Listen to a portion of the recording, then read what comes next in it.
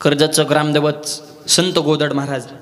राजघराण्यामध्ये जन्म झालेला आहे, पण राजघराण्यात आलेला राजकुमार जर गुरूवर निष्ठा ठेवून गुरूंच्या संगतीत आला तर ते अध्यात्म क्षेत्रातले गोदड महाराज होत असतात. ही गुरुनिष्ठा जीवनामध्ये परिवर्तन घडत असते, भविष्याचं ज्ञान देणारे मग संवत्सरे निर्माण होत असते. अनेक वाक्य सांगतो, अशा साधूला दिलेला शब्द खरा करण्यासाठी पंढरीचा पांडुरंग कर्जतला येतो, म्हणून कर्जतला धाकटी पंढरी म्हणतात. ही साधूची ताकद आहे मायबाप. आणि स्वतःचं जीवन परिपूर्ण झाले, पण सर्वसामान्य जगाला सुद्धा आपल्या ज्ञानाचा उपयोग व्हावा म्हणून अनेक ग्रंथ त्यांनी निर्माण केले. ज्ञाननिष्ठ ग्रंथ निर्माण करून समाज योग्य मार्गावर आणला. हे साधूचं कर्तव्य. विडल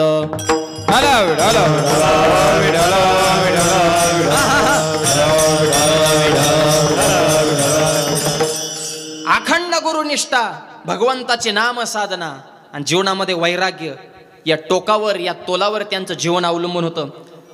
असे गोदड महाराज कधी आले कर्जतला नक्की या दर्शन घेण्यासाठी. फार मोठे साधू होऊन गेले, राजघराण्यातले साधू. शिवाजी महाराजांचा आणि त्यांचा वंश एकच भोसले घराण्यातच जन्म आहे बरं का. संत मीराबाईच्या एकादिराच्या वंशात शिवाजी महाराज झाले, एकादिराच्या वंशात सद्गुरू गोदड महाराज झाले. त्यांची उद्या रथयात्रा आहे कर्जतमध्ये. पंढरपूरचा पांडुरंग कर्जतला येतो आणि हा देव भक्ताचा संगम पाहण्यासाठी लाखो वारकरी कर्जतला येतात.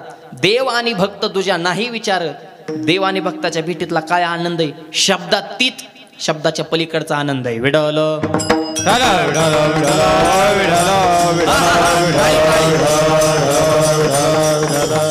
सर्वसामान्य व्यक्ती या टोकावर का जात असतो तर हे गुण. परमार्थामध्ये 3 गोष्टी महत्वाच्यात, नीट ऐका. काया, वाचा, मन. मुखानं भगवंताचं भजन करणं हे झालं वाचेचं तप. देह देवासाठी अर्पण करा झालं हे झालं कायिक तप. पण महाराज हे सगळं करण्यासाठी मानसिक जो विषय आहे, अंतकरण त्यांचं कसं आहे, अभंगाच्या 3ऱ्या चरणात. सर्वांगी निर्मळ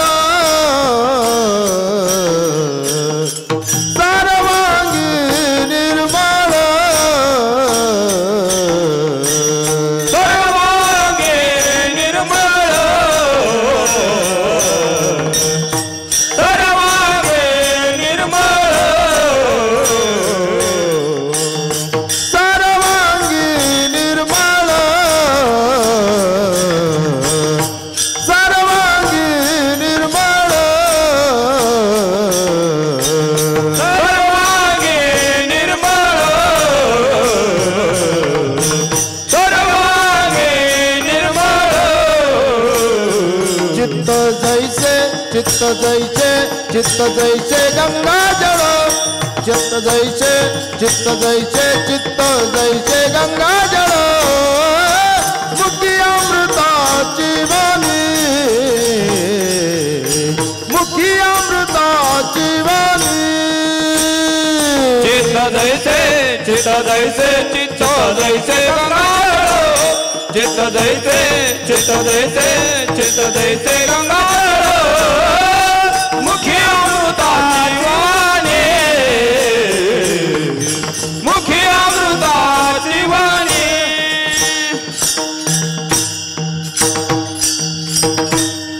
अमृताची वाणी, कायिक तप. देह देवाचे कारणी, कायिक तप. अमृताची वाणी, वाचिक तप. आणि 3ऱ्या चरणामध्ये 3रं तप सांगितले, सर्वांग निर्मळ. चित्त जैसे गंगाजळ. सर्वांग आतूनही निर्मळ आहे, ते बाहेरूनही निर्मळ आहे. समाजात आपण पाहतो काय काय माणसं बाहेरून लयच कडक असते तो, पण आतून कायम गेम. त्यांच्या डोक्यात फक्त फोडाफोडी, लावालावी, राजकारण. म्हणजे बाहेरून मस्त कडक आहे तो, पण आतून मग ते सर्वांग म्हणता येत ना. ते बाह्यरंग निर्मळ झाला, अंतरंग नाही. काय काय अंतरंगातून संतांचं तसं नाही. सर्वांग निर्मळ. चित्त जैसे गंगाजळ, गंगेच्या पाण्यासारखं त्यांचं चित्त. आणि चित्तच निर्मळ असावं. सध्या चित्ताला बी कोणता रोग झाला काय कळाने. एक नवीन रोग आलाय बघा, जळका रोग. इकडं आलाय का? हा, सगळीकडंच आहे. त्याची लक्षणं सांग का? पोटात दुखणे, मळमळ होणे, करमत नसणे, डोकं जड होणे, दुसऱ्याची प्रगती बघून पोटात गोळा उठणे. हा, शेजाऱ्याने गाडी घेतल्यावर खपत नाही आपल्याला, ते पेड द्यायला आला तरी गप मरणार नाही. हा, हप्त्यावर घेतली असं. अरे त्याने एक ना का, तुला काय करायचंय? गप पेडा खा, कॉंग्रॅच्युलेशन म्हण, नाही तुला इंग्लिश तर अभिनंदन म्हण, वा वा म्हण, पण येडेवानी करू नको ना तू बाबू. शेजाऱ्याने बंगला बांधला ना, जळाजळी सुरूच. कसं काय बा एवढं ह्याचं, आपलं कसं काय नाही झालं. अरे एक वाक्य सांगतो, आपल्याला बांधणं होत ना, त्याच्याच बंगल्यात जायचं, त्यालाच गोड बोलायचं, त्याच्याच इशीची हवा खायची, त्याचाच चहा प्यायचा आणि त्याला गोड बोलून महागारी यायचं. पण जळून काय होणार आहे. शेजाऱ्याच्या श्रीमंतीचा फायदा घेण्यासाठी सुद्धा बुद्धी असावी लागते. निर्बुद्ध मूर्ख माणसाला ते सुद्धा फायदा घेता येत नाही. त्याला गोड बोलून राहायचं, नाही बोलत आपण तर त्याच्या बंगल्याची सावली जिकडं पडते तिकडं बाश टाकायची, निवांत झोपायचं. पण जळून काय होणार आहे. जळाजळी करू नका. आपली माणसं मोठी. लहान मुलं शांत बसा, बसा खाली. हे बारकालेले नमुने चित्र असते. मला खरं शिक्षकांचं कौतुक वाटतं. ही कशी संभळत असते ना बुवा. ही 12 घरची 12 लय नमुने असतात. या कीर्तनात कालाव करायचं मला बोलू नको, ते मला तुम्हीच बोलू नका म्हणलं. मला बोलायला गावाने बोलवले. मग एका प्रश्नाचं उत्तर द्या. मला विचारते, मला महाराज अशी कोणती गोष्ट आहे ती वडल्यावर बारीक होती. म्हणलं वडल्यावर बारीक होती, मला नाही येत. ते मला किती सोपं आहे, बिडी.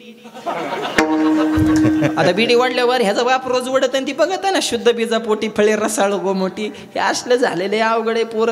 मला खरंच गुरुजी म्हणजे लय मोठा विषय हो. ही चिखलाचे गोळे ह्याला आकार द्यायचं सोपं नाही मायबाप.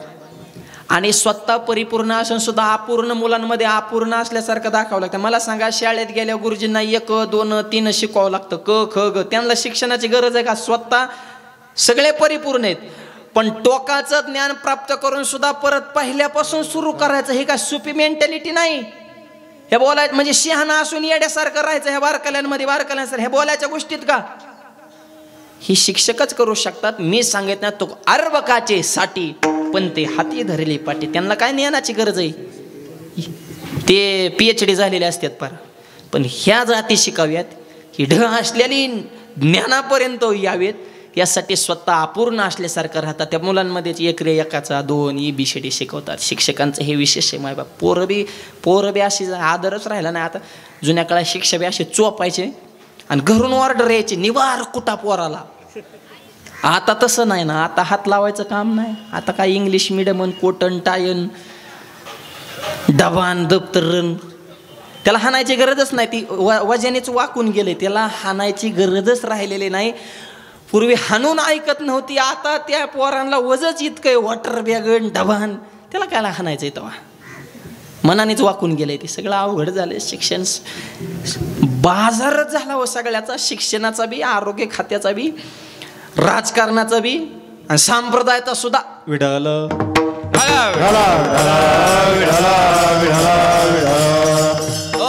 काय इथून पुढच्या जगात होईन. ही कलीचा महिमा फार अवघड आहे माय बाबा. ऐका, कलीचे महिमान असत त्याशी रिजलेजन पापा देते अनुमोदन करीती. हे काय खऱ्याला किंमत राहिली. त्या जपानमध्ये चोर पकडा मशीन आले, 1 तासात 500 चोर सापडलं. चोर पकडा मशीन अमेरिकेत नेले, 1 तासात 2000 चोर सापडलं. चोर पकडा मशीन भारतात आणला, अर्ध्या तासात मशीनच चोरीला गेलं. हे असलं झाले. सांगोल्याचा बाजार भरला. सांगोल्याच्या बाजारात एक जण माशा मारायची पावडर रिकायचं, 2 रुपयाला पुढे माशा म्हणतात, 2ला पुढे. लोक म्हणजे 2लाच माशा मारतात, मरणाच्या पुढे खापल्या. एक जण घरी याला बायकोला पुडी सोड, माशा मारायची पावडर आणली. पुडी सोडली, पुडीत पावडरच नव्हती, कागदाची चिठ्ठी होती. चिठ्ठी पेनाने लिहिलं होतं, उजव्या हाताने जेवण करा, डाव्या हाताने माशा हाना. आता हे काय औषध आहे का काय. म्हणजे नुसत्या लबाड्या चालू आहेत ना राव. गरिबांनी काय जागाव का माराव. काय झाले, मोठी होत चालली, गरीब होत चालली. त्याच्यामुळे ताळमेळच राहिला नाही देशात. विठ्ठल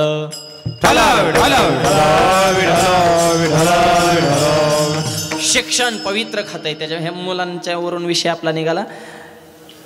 ही आतला जी रोग आहे का माय बाप, हा जळाजळीचा रोग, ही चित्त निर्मळ नसल्याचा रोग आहे. चित्त निर्मळ असावं. देवाकडे जाण्याची गरज नाही. देव तुमच्याकडे. तुका म्हणे चित्त करारे निर्मळ, योनी गोपाळ राहे ते. जळाजळी करू नका. आपली माणसं मोठी करायची का, आपल्या माणसावर प्रेम करा. जळून काहीच होणार नाही. आयुष्यात झालं तर काय पळून होईन, धावून होईन, जळून काय होणार नाही. विठ्ठल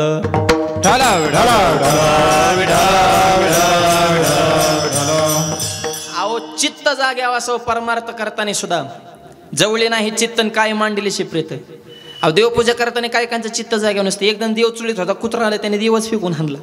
तुझं बहाणं गेलं का हे असलं आपलं चित्त झालंय. मरणाचा राडा झालाय चित्तात. आणि देव कसा येईना आपल्या चित्तात. पहिलं तर गबाळ मोकळं करावं लागेल ना. काम क्रोध केले घर रीते, आणि मग तुका म्हणे देह भरीला आधी पहिलं तर मोकळं करावं लागेल ना देवाला चित्ता साठवायला. मग चित्त गंगेसारखं पवित्र, सर्वांग निर्मळ चित्त जैस. हा हा हा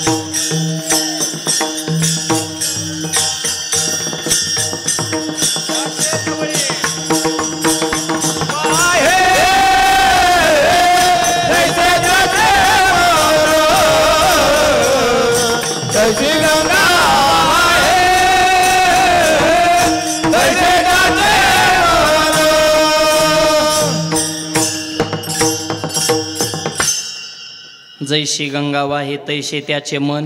गंगेचं पाणी जसं वाहते तसं साधूचं अंतकरण असं सर्वांग निर्मळ. चित्त जैसे गंगा जळ. गंगेच्या पाण्यासारखं पवित्र चित्त हे साधूचं अंतकरण आहे. कायिक वाचिक मानसिक 3 तप या 2 चरणामध्ये सांगितलेले आहे. का सांगितलं तर हे तप असं चित्त आपलंही व्हावं यासाठी ही साधना आहे. विडल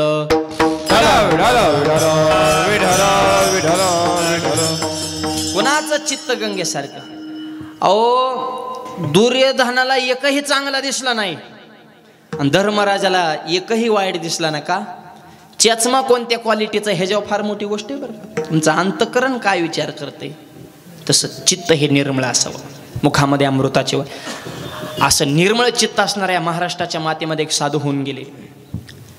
ज्या गावावरून आम्ही आलो त्या गावचं नाव कर्जत. कर्जतचं ग्रामदैवत संत गोदड महाराज ज्यांची उद्या रथयात्रा आहे. महाराष्ट्रातून लाखो वारकरी कर्जतला येतात. मुखी अमृताची वाणी, देहदेवाचे कारणी आणि सर्वांग निर्मळ चित्त जैसे गंगाजळ या तोलावर त्यांचं जीवन अवलंबून होतं. विडल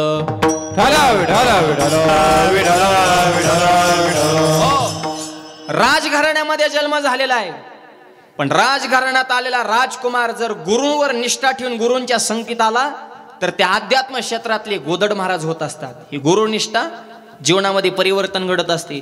भविष्याचं ज्ञान देणारे मग संवत्सरे निर्माण होत असते. अनेक वाक्य सांगतो.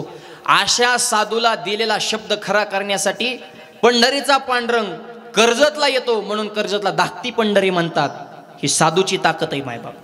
आणि स्वतःचं जीवन परिपूर्ण झाले पण सर्वसामान्य जगाला सुद्धा आपल्या ज्ञानाचा उपयोग व्हावा म्हणून अनेक ग्रंथ त्यांनी निर्माण केले. ज्ञाननिष्ठ ग्रंथ निर्माण करून समाज योग्य मार्गावर आणला. हे साधूचं कर्तव्य आहे. विडल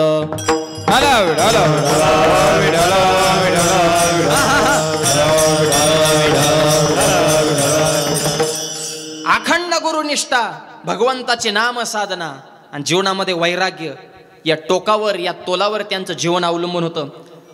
असे गोदड महाराज कधी आले कर्जतला नक्की या दर्शन घेण्यासाठी. फार मोठे साधू होऊन गेले. राजघराण्यातले साधू. शिवाजी महाराजांचा आणि त्यांचा वंशी एकच भोसले घराण्यातच जन्म आहे बरं का. संत मीराबाईच्या एकादिराच्या वंशात शिवाजी महाराज झाले आणि एकादिराच्या वंशात सद्गुरू गोदड महाराज झाले. त्यांची उद्या रथयात्रा आहे कर्जतमध्ये. पंढरपूरचा पांडुरंग कर्जतला येतो आणि हा देव भक्ताचा संगम पाहण्यासाठी लाखो वारकरी कर्जतला येतात. देव आणि भक्त तुझ्या नाही विचार. देव आणि भक्ताच्या भेटीतला काय आनंद आहे शब्दातीत